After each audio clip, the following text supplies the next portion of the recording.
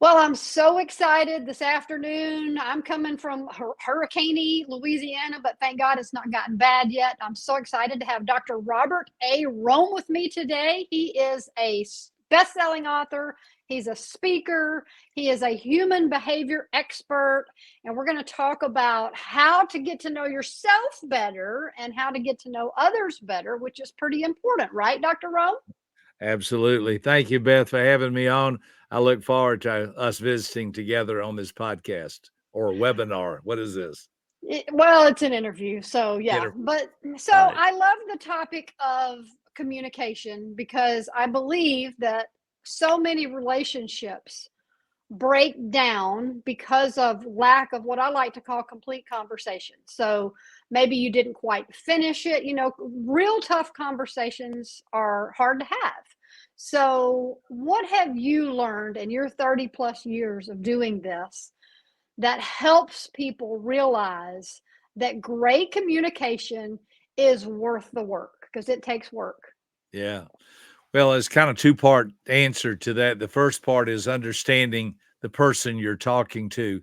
And then the DISC model that we use, the model of human behavior, if someone could envision a circle, we draw a line horizontally across the middle, and the top part represents people who are more outgoing, and the bottom part represents people who are more reserved. So if you're talking to an outgoing person, you need to talk a little louder and a little faster. And if you're talking to a reserved type person, you talk a little softer, a little slower. And it takes a little while to read that. I mean, you're not trying to label people or categorize them. You're just trying to understand them. Yeah. Then the second line we draw vertically from top to bottom, the left side's task oriented and the right side's people oriented. And a task oriented person enjoys doing things. Make a list, be efficient, get things done, show me the results, follow the procedures. And all of that is important. But the right side represents those that are more people oriented, caring and sharing and friendships, Hmm. loving, being kind, listening. So that's just the model to start with. So you're trying to learn to read people in order to connect with them better. Then you now have four quadrants. In the upper left is the outgoing task oriented. That's the dominant type. They love Hmm. results. That upper right is the outgoing people oriented. They love recognition. Hmm. In clockwise order, in the bottom right is supportive type. They love relationships. And completing the circle in the bottom left, those that are reserved and task oriented are the cautious type, and they like to be right. So all four of those are different. So to answer your question in a nutshell, the first is you have to learn to read people. It's very doable. I tell people we all started laying on our backs in a bassinet or a baby crib, but we progressed from there by learning to turn over and get up on all fours and start waddling or rocking. Then we Hmm. learned to toddle, and then we learned to walk. Then we learned to walk faster. Then we learned to run and water ski and snow ski and roller skate and everything else. So you got to start somewhere. I'm Yeah. a big believer in not labeling people, but understanding people. And there's a big difference. I think So there is a big difference in that. yeah, yeah. So like I said, there's two prongs. That's the first thing, and that's a whole training in and of itself. But the second thing's harder. And I have found in my lifetime, and listen, I have paid a huge price, both personally, professionally, financially, and relationally, to learn how to listen. I'm a professional talker. Put me up on a stage, give me 50, 60,000 people for 4 or 5 hours. I'm a right at home. But being able to sit down and listen has been a very big challenge for me. So that answering you in a nutshell is if you want good communication, God gave you two ears and one mouth. Learn to listen twice as much as you talk. Right. So, and personality assessments have been a tool that have been around for a long time. We've talked about there's different ones. The DISC is obviously my favorite and your favorite. But I have a question about at what point your personality is solidified. And so you grow up and, it's By the time you're 7, your personality is formed. Is that correct? And from there, you choose character. Explain that to me because I think that's important. That's a great question.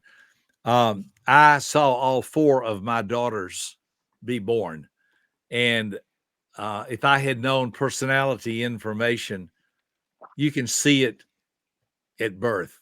As a matter of fact, I like to say that it really becomes somewhat evident by the time a child is 4 or 5 years old, maybe a little younger, maybe a little older. I was speaking at a convention and a woman came up to me and she said, Dr.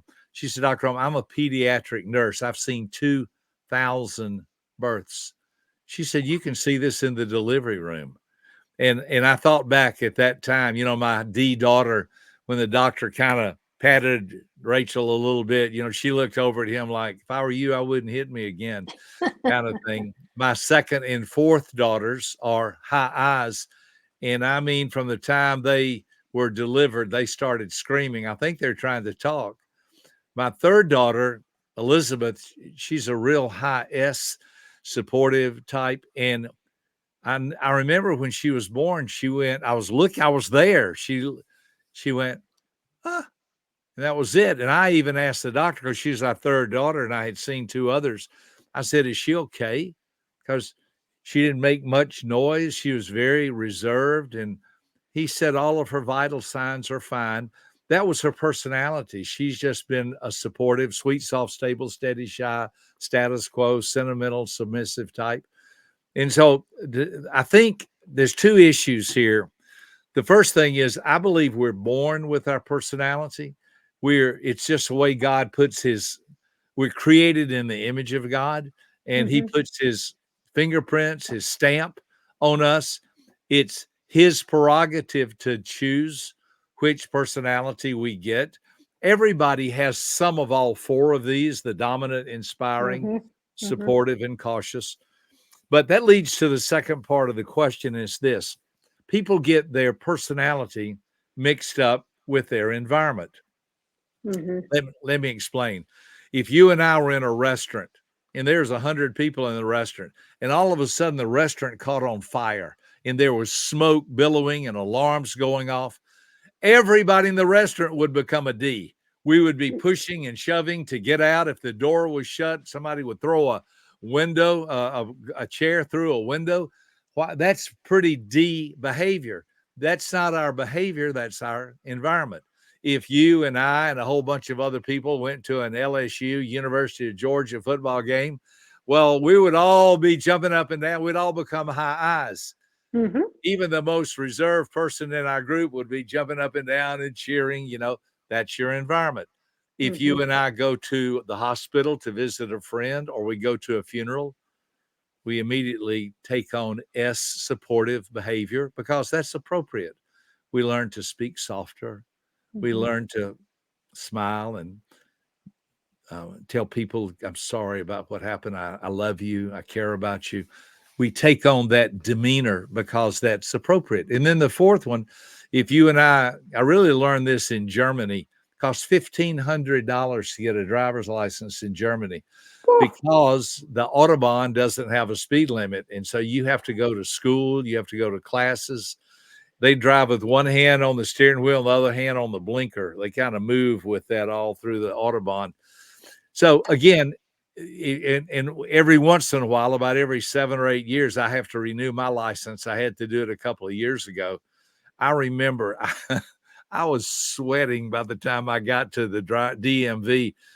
Do I have my old license? Do I have my money? Am I going to have to take another road test? What time's my appointment? I mean, it was a very high C, stressful situation because I wanted to pass it. So I think 2 things. Number 1, your personality is a gift that you get at birth. And number 2 is you can develop it. You're never stuck. You get to learn and develop in personal growth. That's what personal growth and development is. If my wife, I spend most of my day in the C mode or C environment. My grandson calls it C world, but which I thought was kind of funny. But SeaWorld. Yep. yeah, SeaWorld. I live in SeaWorld. And I can sit in my office and do emails and write and do things for 8 hours. Now that wears me out. And so my wife can look at me at the end of the day and she says, get in the car. We're going out to eat. She knows I need a different environment. So I would never tell anyone you're stuck with your personality. I would say this. My friend Dexter Yeager, years ago, he introduced me to 600 millionaires. I was at a big event. There were 600 millionaires, and Dexter wanted me to work with all their companies. And here's what Dexter said. I had never heard this, but I wrote it down as soon as he said it. He said, when y'all, and you'll love this, Beth, I want you to use it too. He said, when y'all listen to Dr. Rohm, you'll figure out real quickly that to him, personality is not a topic of conversation. Personality is a lifelong project. Wow. When he said that, as soon as I got off stage, I wrote that down so I wouldn't forget it. You see, your personality and my personality, we can talk about it all day. I'm happy to do that, but that's not the purpose of it. It's not a topic of conversation. It's a lifelong project. And I'm still working on mine. I know that. I'm still working on mine. So let's talk about how to solve those miscommunication issues, because, you know, you see things, relationships break down, people leave jobs, you know, people walk out of families based on assumptions as opposed to facts, or emotions that are facts. What do you say to people to communicate clearly and do a better job? Yes, it's good to know the person that you're communicating with, but I think we've lost the art of complete communication in our nation. Text, phones, things, all those things, but very few people are great at seeing a conversation all the way through. What do you say about that? Because I think if we just, if I'm mad at my husband and he says something and I'm, and if I finally go back to him, I'm like, okay, look, what you said really made me mad. We're going to end in the same place, because he's going to say, I'm so sorry, I didn't mean it like that. He's all D and I'm high I. But I got enough D in me that I can go to him and say, that's not going to work. And so we have to work to communicate completely so that we don't jump to assumptions that, our marriage is over, kind of thing. So what do you say about that, and how important it is to clarify and communicate all the way? Because I think that's a big deal. I can really tell you've got a lot of history and experience in communication, because that's the right question. I would answer it three ways. The first one, and I think this is the most important word in communication, and the word is expectations. I'll give you a good example. Let's say you and your husband, it's Monday, y'all are having dinner together, and you're thinking, I am looking forward to this coming Saturday because we need to clean out the garage. But you don't tell him that. You keep that to yourself. And he's thinking, I can hardly wait for Saturday because I'm going to go play golf with my buddies. So he's expecting Saturday to be a golf game date with his buddies, and you're expecting, but you don't talk about it. You keep it to yourself. Then Saturday morning, he gets up and he starts putting his golf clubs in the car, and you go, what are you doing? And he says, well, I'm going to go play golf. I thought we were going to clean out the garage. What are you talking about? I didn't know we were going to clean out the garage. I've been looking forward to this all week. The garage is a mess. I thought you would have noticed it. And yada, yada, yada. You know how often that goes. Yeah. That's why I tell, and primarily it's not just couples. Right. It's parents and children, and even bigger, it's in business. So here's what I would say to anyone. If you were running a department, if you were running a classroom, whatever you're doing, I know you do training. When you finish, you can say, now let me share with you what my expectations are. And I want all of you to share with me your expectations.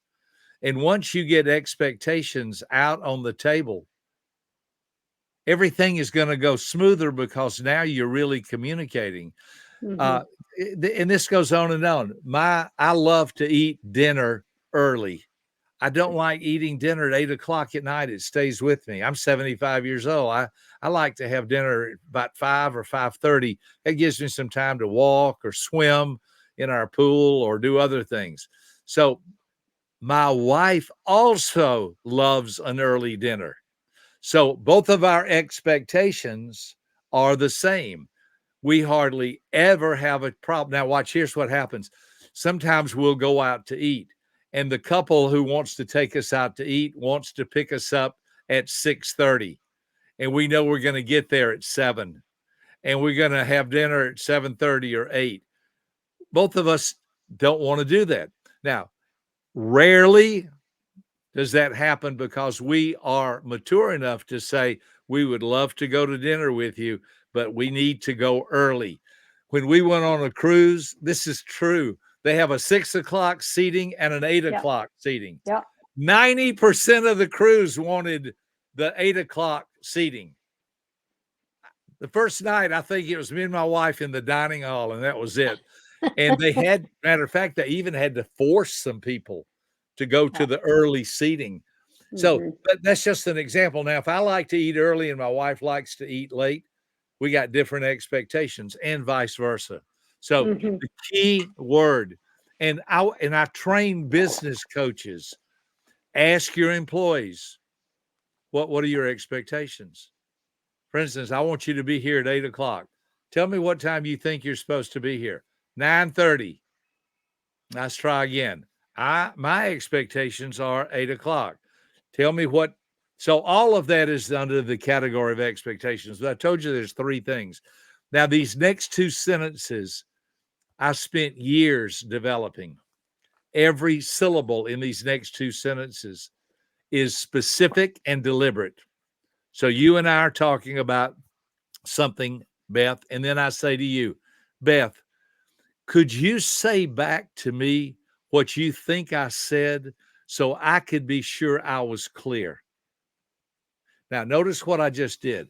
Beth, would you say back to me what I think I said so I can be sure I was clear? Who is the burden on? Who is the emphasis on? It's on me. Here's what I didn't say. Beth, I don't think you're listening. So I want you to tell me what I just said so I can decide whether or not you were paying attention to me. See, that's just offensive and hurtful. But the first way is this. Beth, would it be possible, and even my voice tones, Beth, would it be possible for you to share back with me what I think I said so I can be sure I was clear? I had a professor who said one day in class, he said, if I say I had chocolate pudding for dinner last night for dessert, but I didn't have chocolate pudding, I had chocolate cake, I just misspoke. We've all done that, where we thought we said something, but we really said something else. And so, Beth, you said, well, how did you like your chocolate pudding? And I said, I didn't have chocolate pudding. I had chocolate cake. I don't know why you would even say that. It's ridiculous. So that's why you can head off problems by saying, would it be possible for you to share back with me what I think I said so I can be sure I was clear? That's the first one. Here's the other one. Beth, would it be possible for me to share with you what I think you said so I can be sure I understood you correctly? See, in both of those cases, I put the burden of proof on me. Again, real quickly, Beth, could I say back? Would you say back to me what I think I said so I could be sure I was clear? And the second one, Beth, could I say back to you what I think you said so I can make sure I heard you correctly? Both of those, it's the same sentence, just used with different pronouns as to whether or not I'm trying to make sure you heard me correctly or I heard you correctly. But guess what? Both of those fall under expectations. Yeah. So I've seen expectations make people a lot of money. I've seen expectations destroy businesses and marriages. Think about with your kids. They have homework. Do you have homework? Yeah. How much homework do you have? Probably about an hour. Would you like to do your homework before dinner or after dinner? I think I'd do it after dinner. Could you give me just a time frame? I'm not trying to drive you crazy. I'm trying for us to get this settled. So there's expectations can be met. Well, I think it'll take me an hour and I can do it from 7:30 to 8:30. Okay, so great. We're going to have dinner and then homework tonight, 7:30 to 8:30. Then at 7:45 when they're watching TV, guess what you have? Point of reference.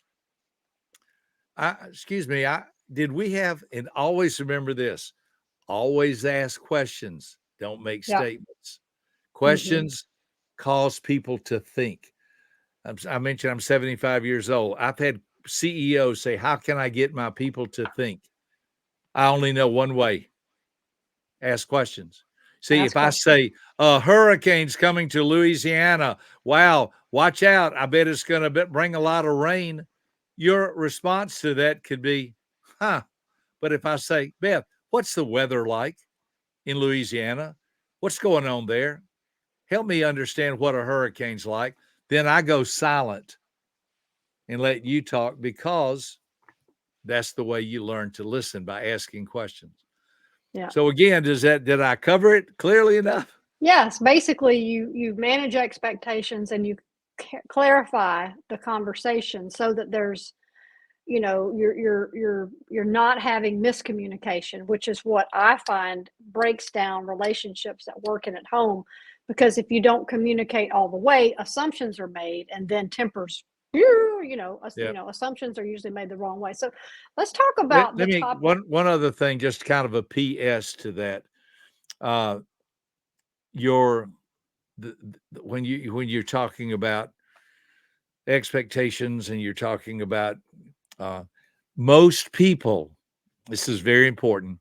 Most people are not willing to put the emphasis on the right syllable. Now, let me explain what I mean. For those of you that missed it, it's the emphasis on the right syllable. I would encourage anybody. I have made people angry by telling them what I'm about to say, but I believe it's true. I believe it's right. And I believe it's the best way to communicate.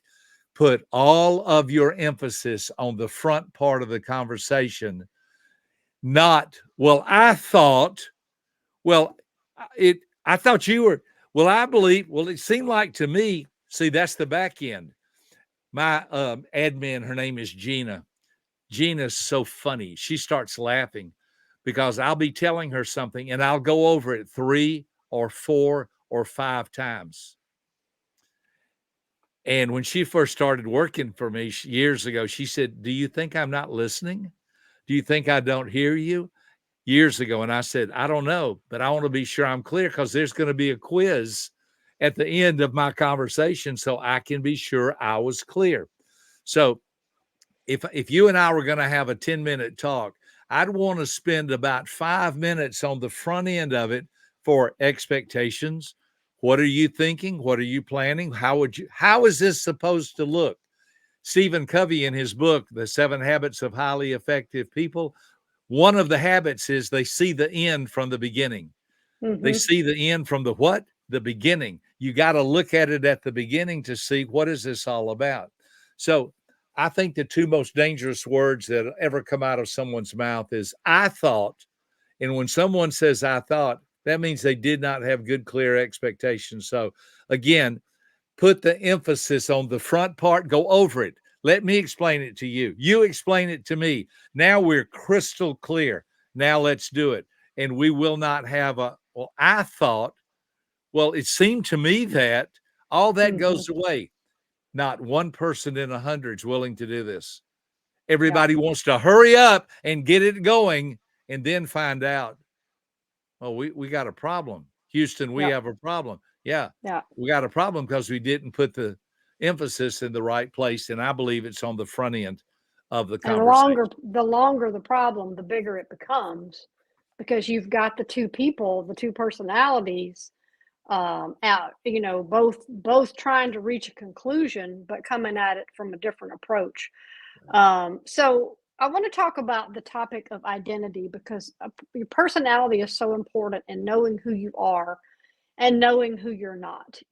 I'm a big believer that you have to really, everybody wants to know who they are, but you've got to let go of all the people you're not. Okay. You don't have to try to be everybody, but we're living in a world where people are constantly comparing themselves to other people.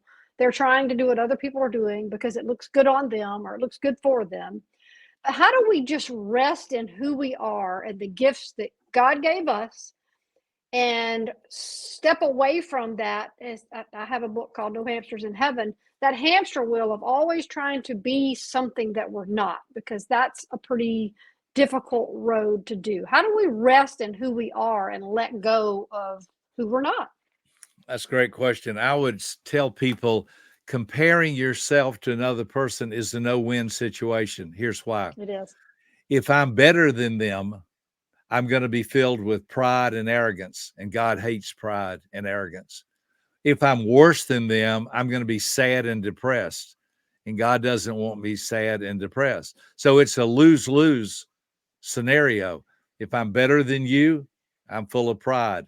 If I'm worse than you, I'm depressed. There's a scripture that says they comparing themselves among themselves are not wise. It's just not a wise thing to do, to compare yourself. I'll give you an example. My mentor was Zig Ziglar. I worked with Zig for years in Dallas. Just traveled with him. I was kind of like the warm-up act, and Zig Mm-hmm. was the main show. I would speak, and I sure didn't want to speak after him. I spoke before him many times. And, I'm not Zig Ziglar. I learned a lot from Zig. Some people tell me I remind them of him in the way I speak. I promise you, there's nothing inside of me that says, okay, today I'm going to try to do the Zig Ziglar show. I'm not Zig. I loved him. I admired him. Charlie Jones was another one, another great motivational speaker. I watched Charlie and I just loved him, and what a great mentor and personal friend. I'm not Charlie Jones. I'm not Les Brown. I'm not Brian Tracy. I'm not John Maxwell. There are a lot of great motivational speakers and trainers, but I do a Robert Rohm pretty good. And so I've learned just to be comfortable in my own skin. I would tell anybody, be who you are. Now, there's a PS to this. That doesn't mean you're stuck. That No. means PS is you can always learn and grow. Now, I'm going to throw a curve at you. I believe what I'm about to say with all my heart. In the Bible, Paul talks about spiritual gifts. Mm-hmm. Different gifts. There's some have the gift of teaching, some have the gift of exhortation, some have the gift of serving and organization. Different. I think there are like 7 motivational gifts that are Spiritual gifts. spiritual gifts. Okay. Now, and then in one place, I believe it's 1 Corinthians chapter 12 or 13, he says this: covet the better gifts. Or the word covet means to desire the better gifts. Now, that's all he says about it. Now, here's what I take that to mean. If I were to say to you, Beth, I don't have the gift of serving, so I'm not going to serve anybody, I hope you would think, that doesn't sound right to me. Well, I don't have the gift of organization, so I'm not going to be organized. I don't have the gift of teaching, so I'm not going to teach. I don't have the gift of exhortation, so I'm not going to try to build anybody up. I think all that's wrong. When Paul said, desire the better gifts, I'm going to paraphrase. If you don't have a certain gift, work on it. If you don't have a certain trait, work on it, develop it. See, personal growth and development means you got to work on something. My lowest trait is C: cautious, calculating, concerned, critical thinking, cognitive, correct. That's my lowest trait. Can I tell you, I probably spend several hours every day working on that. Because what time does it start? How much does it cost? You have a reservation number? You have a confirmation number? What time does it take off? What time does it land? How many people are going to be there? Do you have handouts? There's a gazillion things that require cautious, calculating, concerned, high C. Like I said, the most important thing to a C-type personality is to be right. Okay, if I'm not right about something, my attitude is sorry, thank you for correcting me, and I'll fix it next time. Boy, that's not a high C's methodology. Their methodology is you get it right, you double check it. That's why they become surgeons and pilots and lawyers and dentists. They're smart people, and they like to do things right. Okay, that's not my strongest suit. That's not my strongest trait. Mine's motivational speaking, encouraging, exhortation, building people up. But I got news for you. Working hard at details and data and information is part of the game. It's part of importance. So I would say to anyone, and I'll tell you a funny story. When I was growing up, my father was 42 years old, Beth, when he married my mother. She was 21. My father was a Russian Jew, and my mother was the most godly Christian you ever met in your life. I tell people my mother taught me to love God. My father taught me to have a friend at the bank. And both of those are very important and are helpful. But think about this. I was 40, my father was 44 when I was born. So by the time I was 10 years old, he was 54 years old. That's kind of old to have a 10-year-old little boy. So my father would tell me to do something like stack the wood up in the backyard. I would look at him and I would say, Daddy, I don't know how to do that. He would look at me and he'd say, so let me get this straight. For $1 million cash, tax-free in a briefcase at 5 o'clock this afternoon, you wouldn't be able to stack that wood up? Boy, that changed everything. I went to the 1956 wood stacking Olympics. I guarantee I could stack wood. Now, here's what my father taught me. When somebody's listening to this training today, our interview, if somebody said, well, I don't know how to serve very well. For $1 million cash, tax-free in the briefcase at 5 o'clock this afternoon, could you learn how to serve? Well, I don't know how to encourage other people. For $1 million cash, tax-free in the briefcase at 5 o'clock this afternoon, could you work on that and learn how to become an exhorter, an encourager, a PMA, positive mental attitude? See what I'm saying? I find that everybody's got a big old excuse bag, but when it comes to learning and growing, if they want to, they can. Yeah.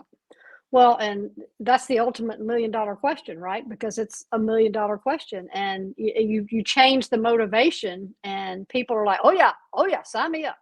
So last question. We could talk all day, but we won't, because then nobody would watch.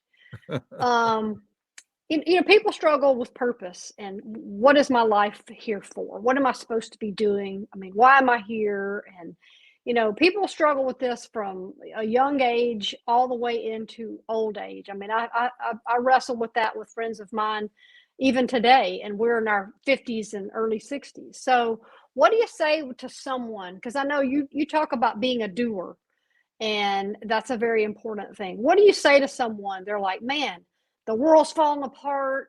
It's a mess out there. There's nothing I can add to all this. I'm just going to cover my head, waiting for everything to get back to normal. What do you tell people to get up and get out and to go do what God's called them to do, and how to get to feeling good about that instead of feeling intimidated by that? Yeah. That's really, you're just full of great questions, and I appreciate that. I have discovered in my 75-year journey two things. Number one, others oftentimes see gifts, talents, and abilities that you have better than you do yourself. Right. I mean, it's very evident to you and to me when I'm looking at an 18, 19, 20, 30, 40-year-old person, some of their gifts, talents, and abilities. Don't be afraid to say that to someone. Don't be afraid to say to someone, have you ever thought about teaching school? Hey, best example, Sam Adusalu. He was one of my consultants. He went through my training. He's African-American. Here's what he said to me. after one of the 3 days of training, Sam said to me, he was going to Kennesaw State University with my daughter. My daughter brought him to one of our trainings. She said, Dad, Sam's you're Sam. And so I talked to Sam. I let him come through our training.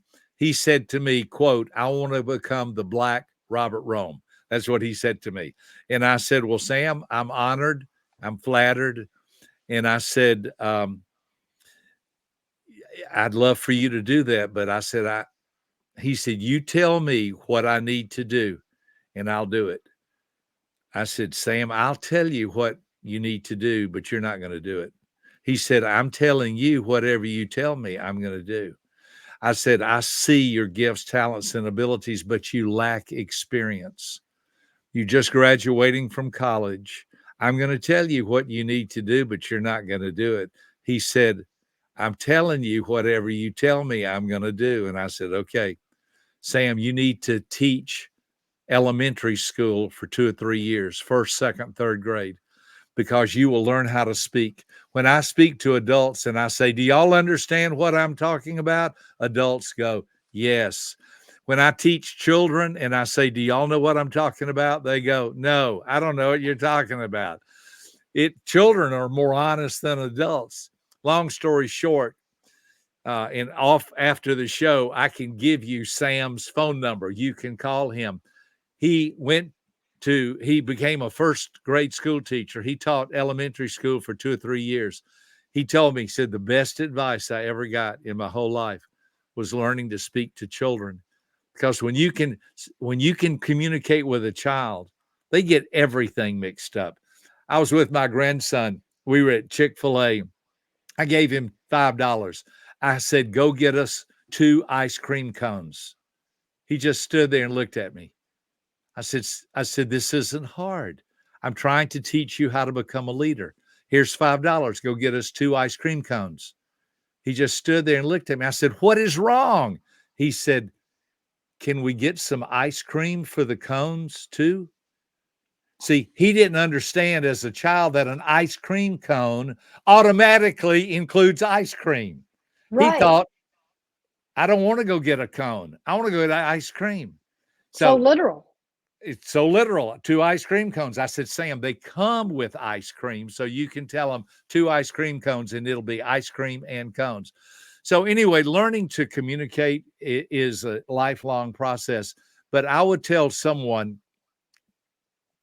that first of all, look for other gifts, talents, and abilities that people have and share that with them. Share if they're a high D, boy, you would be really good at starting your own business. If you're a high I, you'd be really good at standing up and speaking and entertaining. If you're a high S, you'd be a great nurse. I tell high S's all the time, you're a natural born therapist because you know how to listen. Sure, you have to get trained, but S types make the best therapists. C's, you're going to make a great lawyer, airline pilot, a dentist, a physician, because you're smart. School was designed for the C-type personality. So that's one thing. And then the other thing is this, and Beth, I wish I had been on this soapbox a lot earlier. Even though I think gifts, talents, and abilities are important, the real secret to life and success is making wise choices. Yes. If a person has gifts, talents, and abilities, but makes poor choices, they're going to have a hard time. But if they have no gifts, no talents, and no abilities, but they make wise choices, the answer to you, they will be better off. Now I'm going to show you something. You didn't know this. The answer to your question's around my wrist. I don't know if you can see this or not, but here's what it says. Just do the next right do thing. the next right thing. Yeah. I give these out everywhere I go and we use them. That's my motto, because if somebody were to ask me, how do I find out what my purpose in life is? Here's how. Just do the next right thing. And if you do that all day, not the next best thing, not the next crooked thing, do the next right thing. It may be brush your teeth, put on your pajamas, and get a good night's sleep. But if you do the next right thing all day, you'll have a right day. Do that 7 times, you'll have a right week. Do that 30 or 31 times, you'll have a right month. Do that 12 times, you'll have a right year. And continue to do that, you'll have a right life. All that That's goes good. back to just do the next task that's in front of you. It may be your homework. I don't know who all is going to be on this call with your audience. It may be go to work and have a good attitude. It may be help my wife with the dishes. It could be my wife's not here today. She's gone to an event. She'll be home tonight. Just before this call, I cleaned up the kitchen and washed all the dishes. Because I want her to come home to see. She'll come home to cook dinner. I want her to see you got the kitchen's ready to go, sweetheart. I cleaned it up. And that's the next right thing for me. So I would tell someone, if you don't know what to do, keep doing the next right thing. And here's the punchline. You don't have to find it. It will find you. Yeah, that's so true. That's very well said. And yeah. Well, that's a great note to end on, because that's great advice. And you have many resources. Got your website ticking by. It took us a minute to get it right, but we got it just right. Thank you, Daniel. But you have personality assessments. You do keynote addresses. You have best-selling books. You have so many resources. So if anybody has questions on any, and keynote addresses on any of this, they can go to the website, reach out to you. You're out of Atlanta, right? Yeah, we say Atlanta. Actually, my wife and I live on a farm about 40 miles south of Atlanta in a small town called Griffin. Yep. It's where we both grew up, and we love Griffin. We have a Dairy Queen. We have 2 Chick-fil-A's. We have Walmart, Home Depot, and Lowe's. So I'm set. I don't need to go anywhere. You're good. You don't have to I'm go into good. Atlanta. Yeah. Well, that's good. Well, you've got 30 years worth of resources, and I'm so glad we could connect today, because I love to watch. And you've got tips of the day. You've got some great little short tips that, you can go through your website and see the title, and maybe that's a question you've got. Just go listen to them, because they're short. So those are really good. I've listened to some of those myself. So thank you. Yeah, we have thank you. that. We have a podcast. So what's on my mind is yesterday was our 100th podcast. So if somebody wants to listen to our podcast, I think 100, I really don't even know how to do podcasts, but I'm just doing the best I can. Yesterday, I was my best one. If somebody wants to listen to it, they can just go to any platform where podcasts. It's called Becoming Wiser. Yeah. Becoming Wiser. That's, I think, more than anything else, the thing I pray for, the thing I read about, the thing I seek. I just want to be wise. I want to be a wise person who has something to say that will encourage or bless another person. And I hope something I've said today has been a blessing to your audience. Well, it has been. It's been to me, and I'm sure it will be to the many that will listen. So thank you so much. I hope we can do this again. Look forward to it. I'm on my journey with the discs, so I'm sure I'll be back in touch and keep that train rolling. So, Dr. Rohm, thank you. Have a great weekend, and you stay safe. Don't let the hurricane wash you out to sea. Exactly. We won't. I've been praying it away. So thank you so much. And thanks to all your team for all their help, because they were very helpful. And I've enjoyed getting to know all of them at Personality Insights. So you too. Thank you. Thank you.